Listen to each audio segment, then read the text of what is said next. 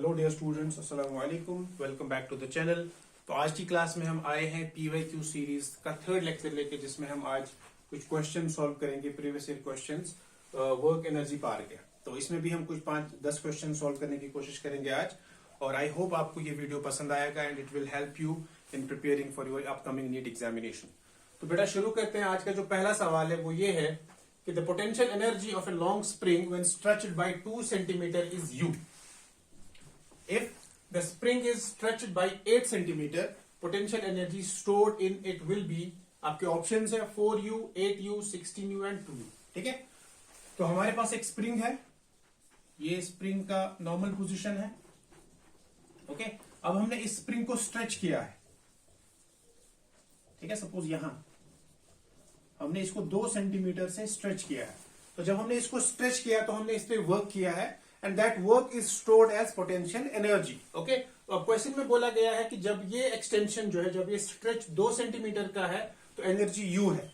अब सवाल ये है कि अगर इस स्ट्रेच को, अगर इस स्प्रिंग को हम 8 सेंटीमीटर से स्ट्रेच करेंगे तो पोटेंशियल एनर्जी कितना होगा। ठीक है, हम सबको पता है कि जो potential energy of a spring होता है that is equal to 1/2kx²। यहाँ पे जो x है, x इज ईदर कंप्रेशन और एक्सपेंशन। ठीक है, तो यानी कि हम कभी कभी स्प्रिंग को, या तो हम स्प्रिंग को कंप्रेस करेंगे या हम स्प्रिंग को एक्सपेंड करेंगे। राइट, वो एक्सपेंशन कितना होगा, वो कंप्रेशन कितना होगा, दैट इज व्हाट इज डोटेड by x। So potential energy that is U is equal to 1/2kx²। तो जब x 2 है तो पोटेंशियल एनर्जी U है, तो हम बोलेंगे U जो है, U is equal to 1/2k into 2² that is equal to 4k/2 that is equal to 2k। Okay, तो U जो है वो 2k है।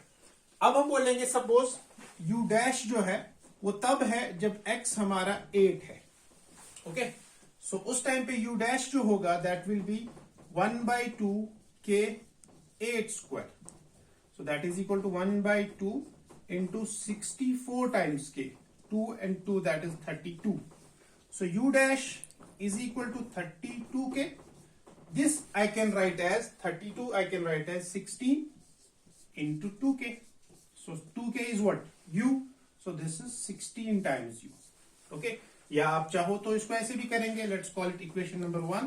Let's call it equation number 2. तो आप करेंगे 2 divided by 1 is equal to U dash divided by U is equal to 32k divided by 2k. k से k गया, 2 1s are 2 16s are, so U dash is equal to 16 times U.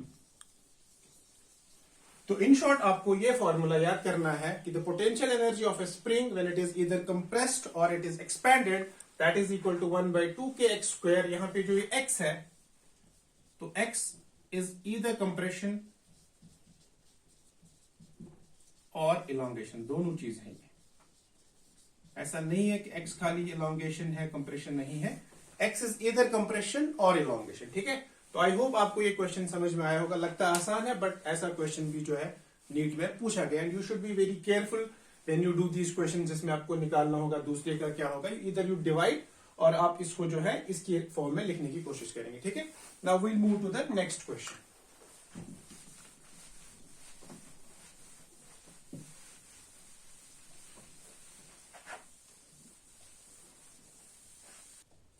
Okay, now question number 2. Question number 2 is the energy that will be ideally radiated by a 100 kilowatt transmitter in 1 hour is. ठीक है, तो अब यहाँ पे हमें energy की बात करनी है और यहाँ पावर दिया है। ठीक है, तो पावर यहाँ पे जो दिया है, power is equal to 100 kilowatt.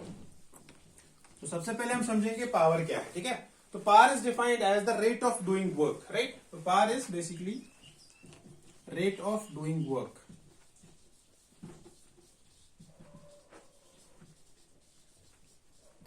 W/T और E/T, ये हमारा पावर होता है। ठीक है, अब यहाँ पे पावर जो है दैट इज 100 किलोवाट और हमको बताना है एनर्जी कितना होगा। राइट, तो P जो है, P is equal to E/T।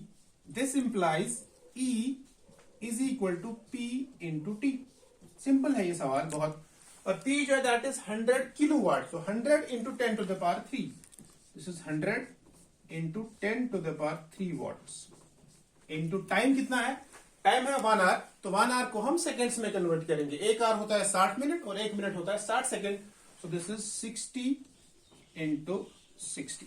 So this is 2, 2, 3, 5 to 7. So this is 6, 6, 36. So this is 36 into 10 to the power 7 joules.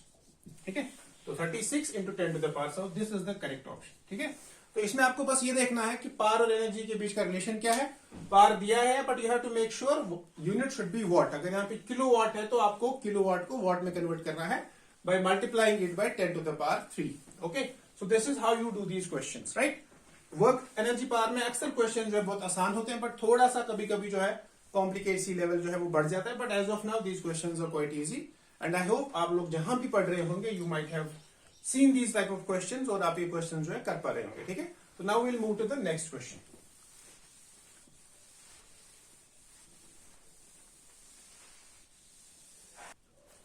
Okay, now the next question is, this is a very important question and a very good question. The question is, water falls from a height of 60 meter at the rate of 150 kg per second to operate a turbine. The loss due to the frictional force are 10% of the input energy.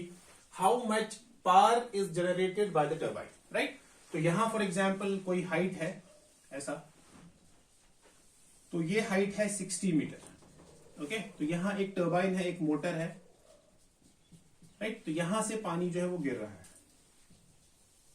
ठीक है, इस turbine को चलाने के लिए. अब question बोला गया कि the loss due to the frictional forces, तो फ्रिक्शनल फोर्स की वजह से जो एनर्जी का लॉस है वो 10% है. This point is very important in this question. आपको बताना है कि कितना पावर जो है वो जनरेट करेगा ये टर्बाइन. ठीक है, तो हमको पता है कि जो पावर होता है, power is basically what, energy by time. ठीक है, अब यहां पे हाइट है तो एनर्जी होगा mgh, पोटेंशियल एनर्जी. अब इस क्वेश्चन में क्या दिया गया, इस क्वेश्चन में दिया गया कि जो हाइट है हमारी h, that is equal to 60 metre. h हमारा है 60 मीटर, और यहां दिया है एक इंपॉर्टेंट पॉइंट है, वो है कि the rate of is 15 kg पर second. Right, so this is m by t. m by t is 15 kg पर सेकेंड, और g की वैल्यू जो है वो 10 है मीटर पर सेकेंड स्क्वायर. राइट, अब इस क्वेश्चन में बोला गया है कि 10% एनर्जी जो है वो जाया हो जाती है. ठीक है, due to the frictional forces.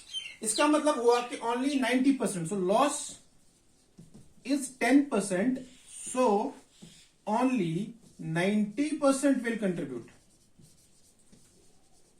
ये बहुत इंपॉर्टेंट पॉइंट है इसमें, क्योंकि 10% हमारा वेस्ट हो रहा है, तो खाली 90% जो है वो काम करेगा. ठीक है, तो यहां पे जो पावर की फॉर्मूला होगी, that will be power will be equal to m by t हम पहले लिखेंगे because we have this gh into 90%, so that is 90 by 100, क्योंकि 90% ही है जो वो काम कर पा रहा है, 10% तो जाया हो रहा है. ठीक है, तो m by t हमारा कितना है, m by t is r 15, g हमारा 10 है, h हमारा 60 है, into 90 divided by 100. तो ये 1 0 1 0 1 0 1 0 cancel, so we'll get 60 into 50 is 90 into 90. So 90 into 90 is 8100. So this is 8 watt. So this is 8.1 kilowatt. Right? तो इसमें भी आप देखेंगे ये यहां पे अगर ये टर्म दिया हुआ है तो power will B mgh by t. अब m by t already given है. So this is rate of change of या एनर्जी जो है, rate of change of mass. Right? और एनर्जी पर यूनिट टाइम जो है that is power. So this is mgh by t. और यहां पे बोला गया था कि 10% एनर्जी जो है वो वेस्ट हो रही है. तो अगर 10% हमारी वेस्ट हो रही है तो that means only and only 90% energy जो है दैट विल कंट्रीब्यूट. इसलिए हमने यहां पे 90 by 100, दैट इज 90%. अगर कुछ वेस्ट नहीं होता तो यहाँ 100 by 100 होके वो 1 आ जाता. तो पावर था mgh by t, simple.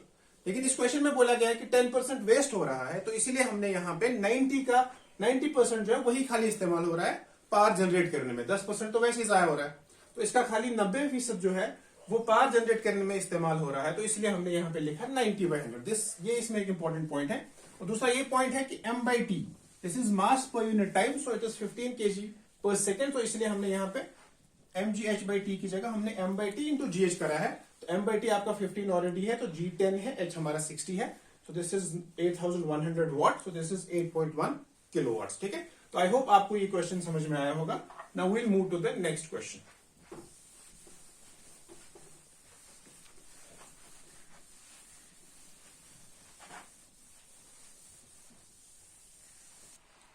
Okay, question number 4, a force F is equal to 20 plus 10y acts on a particle in y direction where F is in Newton and y in meters.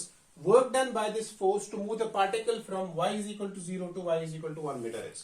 ठीक है, ये बहुत simple question है पर थोड़ा tricky question है ये. हमें इस क्वेश्चन में वर्क डन निकालना है. ठीक है, और यहाँ पे जो फोर्स है, फोर्स बेसिकली एक वेरिएबल फोर्स है. तो फोर्स दिया है F is equal to 20 plus 10y. तो इट्स अ वेरिएबल फोर्स क्योंकि इसमें y एलिमेंट है, यानी कि जब y चेंज होगा, जैसे for example when y is equal to 0 force is equal to 20, y is equal to 1 force is equal to 30, y is equal to 2 force is equal to 40. जैसे यहां पे हम लिखेंगे इसको अलग से. सो F जो है F is equal to 20 plus 10y. जब y को 0 करेंगे तो F is equal to 20 Newton.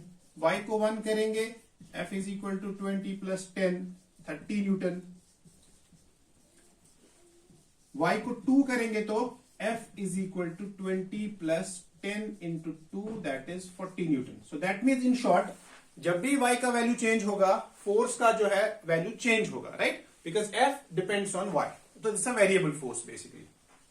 अब यहां पे क्या करना है, हमको बोला गया है कि ये जो फोर्स है, this force acts on the particle in y direction. तो ये ऊपर की तरफ, अगर ये x एक्सिस है और ये y एक्सिस है तो ये यहां की तरफ एक्ट हो रहा है.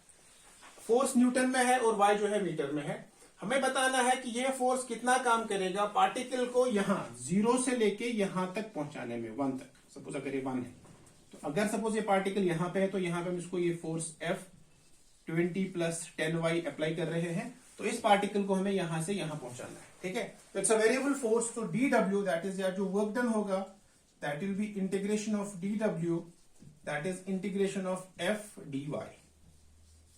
ठीक है, लिमिट होगा 0 से लेके 1. Simple integration and the question is run for you. So force हमारा है 20 प्लस 10y dy 0 से लेके 1. So this is 20y plus y dy का इंटीग्रेशन होगा y स्क्वायर बाय 2. लिमिट आएगा 0 से लेके 1. So this is 20 plus 10 by 2. 1 minus 0. So this is 20. 2 ones are 2 5s are 20 plus 5. So this is 25 joules. Right? So C is the correct option.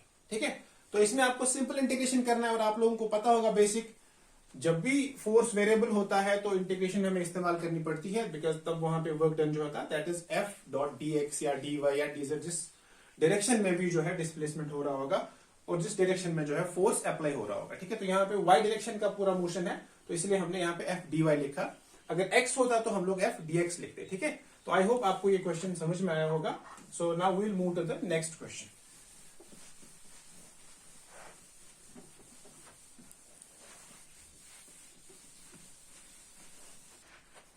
Okay, next question is, this is a very important question और relevant है क्योंकि आज वैसे भी बारिश हो रही है तो ये बारिश के रिलेटेड ही क्वेश्चन है. क्वेश्चन ये है, consider a drop of rain water having mass of 1 gram falling from a height of 1 kilometre. ठीक है, तो एक बारिश का कतरा जो है वो गिर रहा है suppose from a height of 1 kilometre. ठीक, और उसकी जो स्पीड है दैट इज 50 मीटर पर सेकेंड. इसकी जो वेलोसिटी है दैट इज 50 मीटर पर सेकेंड. जी हमारा 10 है. हमको बोलना है, ये क्वेश्चन देखिए इंपॉर्टेंट कहां पे हो रहा है, हमको बताना है what is the work done by gravitational force. वो होता तो वो बहुत आसान है, आप 3 सेकंड में उसको निकाल लेते. लेकिन इसमें सेकंड पार्ट है and the resistive force of the air. तो रेजिस्टिव फोर्स ऑफ एयर यानी कि जब बारिश नीचे आएगी तो air will resist, air won't let it come easily.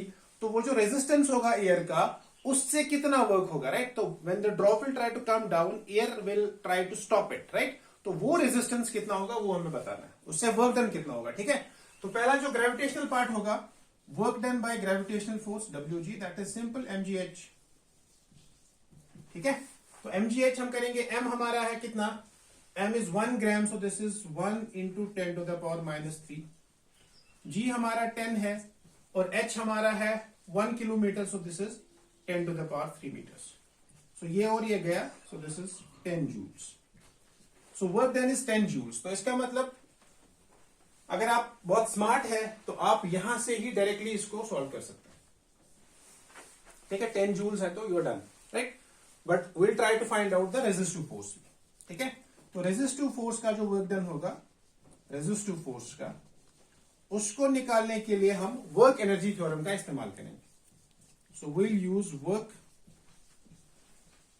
energy theorem.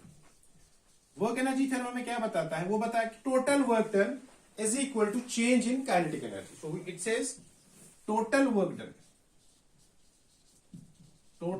Done is equal to delta K E. ठीक है, तो टोटल वर्क डन यहां क्या है? ग्रेविटी और रेजिस्टेंस का. So that means W G that is due to gravity plus W resistance is equal to change in kinetic energy. So W G हमने 10 निकाला है प्लस डब्ल्यू रेजिस्टेंस की, but as it is this is 1/2 M V square. ठीक है, so this is 10 plus W resistance is equal to 1/2 M है 10 to the power -3. Velocity है 50, तो 50 का स्क्वायर. ठीक है, so this will be 10 plus W R is equal to 1/2 into 10 to the power -3 into 2500. So this will be 10. ये बनेगा इसके साथ, दिस इज, इसको पहले हम सॉल्व करेंगे. तो this is 2.5 divided by 2, this is 1.25. This is 10 minus 1.25 is equal to minus WR. So this is 8.75 is equal to minus WR, or WR is equal to minus 8.75 joules. ठीक है, so work done by gravity is 10 and work done by the resistive force is minus 8.75. Minus मतलब opposite work done, negative work done. ठीक है, क्योंकि resistance ऊपर की तरफ लग रहा है, बारिश का कतरा नीचे आ रहा है, तो angle is 180 degree. Right, so water drop will try to come down like this. Right, तो ये ऐसे आएगा, लेकिन एयर इसको ऊपर की तरफ धक्का दे रहा है. ठीक है, सो एंगल इनका होता है 180, तो cos 180 इज -1. So that is why we get it in a negative term. ठीक है, तो ये हमारा -8.75 और ये हमारा 10. So C is the correct option. I hope आपको ये क्वेश्चन समझ में आया होगा. इसमें हमें बस वर्क एनर्जी थ्योरम का इस्तेमाल करना था, जो हमें बताता है कि टोटल वर्क डन जो है that is change in kinetic energy, और पहले का तो सिंपल है mgh. ठीक है, आई होप आपको ये क्वेश्चन समझ में आया होगा and you can do such questions अगर ऐसा क्वेश्चन पूछा जाता है. तो now we'll move to the next question.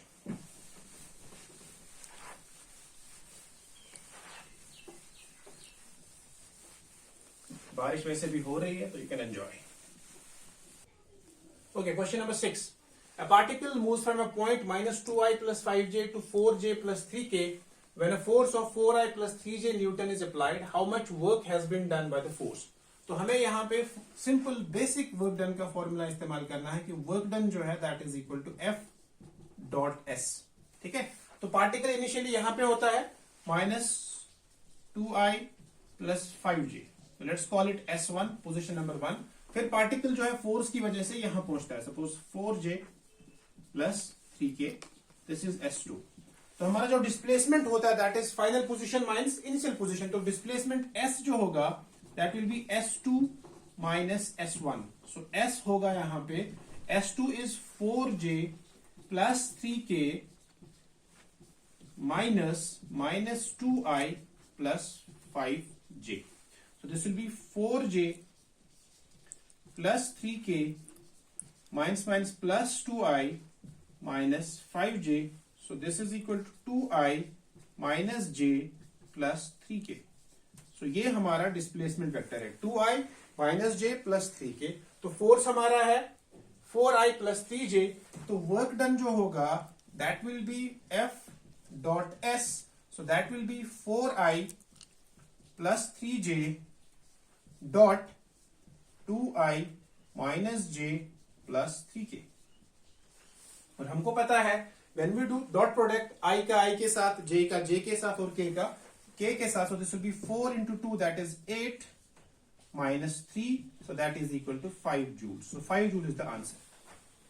Option number 1, right? तो आपको सिंपली इसमें पहले डिस्प्लेसमेंट निकालना है, final position minus initial position, फिर उसको फोर्स के साथ डॉट प्रोडक्ट निकाल के आपको आंसर निकालना है. ठीक है, this is a very simple and very easy question. So now we'll move to the next question.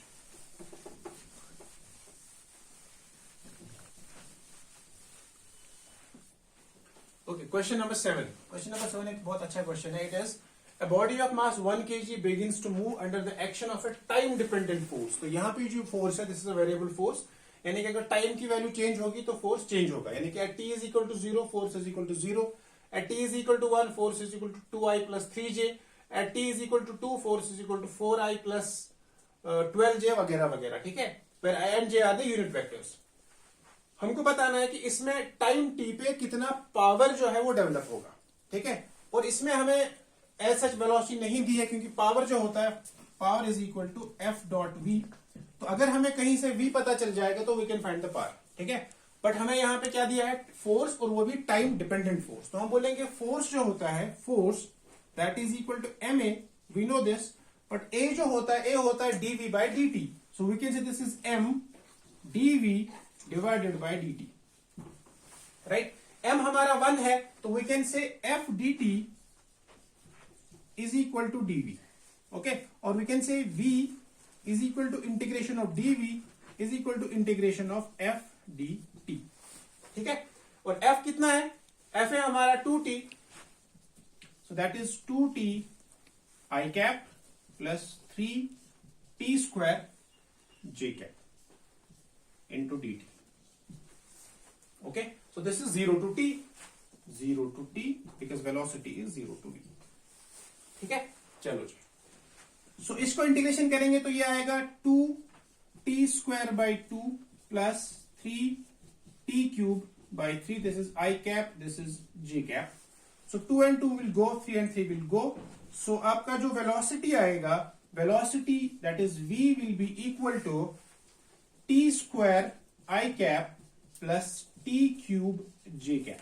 ये हमारा वेलोसिटी है। अब इस वेलोसिटी का मैं डॉट करूंगा f के साथ, so that I can get the power. So power is equal to F dot V. So F है मेरा 2ti plus 3tj square. So F is 2ti cap plus 3t square j cap dot t square I cap plus t cube j cap. So this is 2t cube plus 3t5 watt. तो ये आपका power होगा 2t cube plus 3t5 watt. So 2t cube plus 3t5, so D option is the correct option, ठीक है। तो power basically होता है dot product of force and velocity. Force आपका टाइम डिपेंडेंट फोर्स है, तो F is equal to M A, उसको लिख सकते हैं m is equal to DV by D T. तो यहां से हमें v निकल सकता है, फिर इस v का हम डॉट करेंगे F के साथ, सो दैट हमें पावर मिलेगा, and the power is 2t cube plus 3t5 what, ठीक है। Now we'll move to the next question.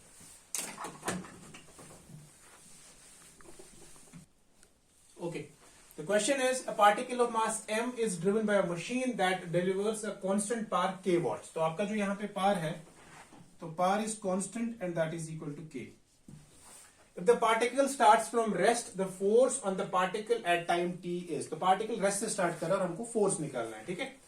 तो power जो होता है, power होता है force इंटू वेलोसिटी, ठीक है। फोर्स होता है मास इंटू एक्सेलरेशन इंटू वेलोसिटी, ठीक। तो चूंकि हमें यहाँ पे अल्टीमेटली एक्सेलरेशन निकालना है ताकि हम फोर्स को निकालेंगे, because F is equal to M A, ठीक है। तो उसके लिए हमें पहले वेलोसिटी चाहिए, तो हम बोलेंगे एम जो है, दिस इज एम, ए होता है DV by D T, so we can say M V DV by D T is equal to K. ये हमें गिवन है, पावर इज इक्वल टू के, ठीक। तो यहां से क्या होगा, यहां से बनेगा हमारा v dv is equal to k by M into D T. चूंकि पार्टिकल जो है वो रेस्ट से स्टार्ट होता है, तो 0 से t और 0 से v, ठीक है। तो ये बनेगा v square by 2 is equal to k by M into T, ठीक है। तो v स्क्वायर जो है, v square will be equal to 2k by M into T, और v जो है, v का प्लस रूट लेंगे तो वो आएगा 2k by M into T, ठीक है। तो जो एक्सेलरेशन है, एक्सेलरेशन होता है बराबर dv बाई डी टी। तो अब हमें इसको डिफरेंशिएट करना है with respect to time. So इसका पहले 2km जो है that will be treated as constant, so this is 2k by M. तो ये आएगा d by D T of t to the power half. तो ये आएगा 2k बाई एम, 1/2 नीचे, टी माइनस 1/2। ठीक, तो इसका मतलब जो एक्सेलरेशन होगा यहां पे, जो एक्सेलरेशन होगा बराबर 1/2 2k/m इंटू टी। ठीक है, तो ऐसा कोई ऑप्शन तो हमें दिख नहीं रहा है। अब हम क्या करेंगे, इस 2 को रूट के अंदर लाएंगे, तो एक्सेलरेशन जो होगा that will be equal to 2k/4mt, 2 1s are 2 2r, so this is k/2m into t, so this is acceleration। ठीक है, अब हमको क्या निकालना है, we have to find force. तो फोर्स होता है बराबर mass into acceleration, so this is m। Acceleration क्या है, acceleration is k divided by 2mt। तो इस m को इसके अंदर लाएंगे तो ये m स्क्वायर बनेगा, so this is under root of m square k divided by 2mt। एक और m कैंसल, तो ऑप्शन है m k divided by 2t, so this is the correct option, mk/2t D option. तो इसमें आपको क्या करना था, आपको पहले वेलोसिटी निकालना था as a function of time, फिर वेलोसिटी से यू कैन फाइंड एक्सेलरेशन, फिर एक्सेलरेशन को मास से मल्टीप्लाई करेंगे तो you can get the force. और पावर जो था that was k given to us as a constant. Power होता है f इंटू वी, f होता है ma और a होता है dv/dt, so this is mv dv/dt is equal to k। फिर यहां से शिफ्टिंग ऑफ वेरिएबल्स करके आप इसको v वाली टर्म्स को एक साइड, t वाली टर्म्स को एक साइड, तो फिर आप इसको इंटीग्रेट करके you can find the answer. Okay, I hope this question was clear to you. थोड़ा लेंथी है बट इसमें इंटीग्रेशन का इस्तेमाल करना है। This is a very easy question. अगर आपको बेसिक इंटीग्रेशन का कॉन्सेप्ट है तो आप इसको आराम से सॉल्व कर सकते हैं। Now we'll move to the next question.